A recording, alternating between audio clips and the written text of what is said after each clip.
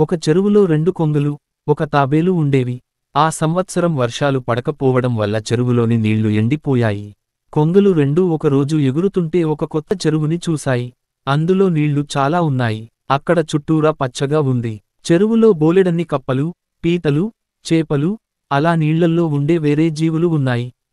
కొంగలు ఉండే పాత చెరువు నుంచి పెట్టి, బేడా సర్దుకుని, కొత్త చెరువుకి వెళ్ళిపోవాలని అనుకున్నాయి. ఈ విషయానికి చర్చించుకుంటుంటే పక్కనే కూర్చున్న తాబేలు వింది. మీతో పాటు నన్నూ తీసుకుని వెళ్ళండి. నేను ఒక్కర్తిని ఇక్కడ ఉండలేను అని బ్రతిమాలింది. కొంగలు జాలిపడి తాబేలుని తీసుకుని వెళ్ళడానికి ఒప్పుకున్నాయి. కాని ఎలా?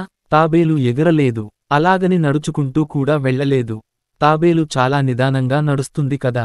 పోనీ మోసుకుని తీసుకెళ్ళి పోదామంటే తాబేలు కొంగ వీపు మీదకి ఎక్కలేదు. చివరికి ఒక ఐడియా వచ్చింది.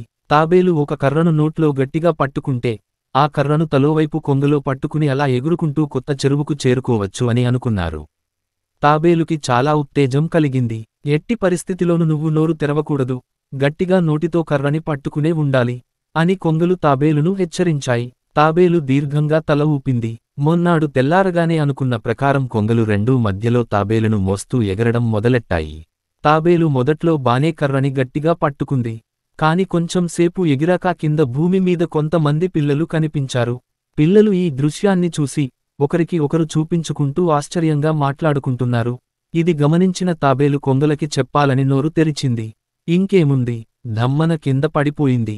దాని గుల్ల పగిలిపోయి పాపం ప్రాణాలు కోల్పోయింది.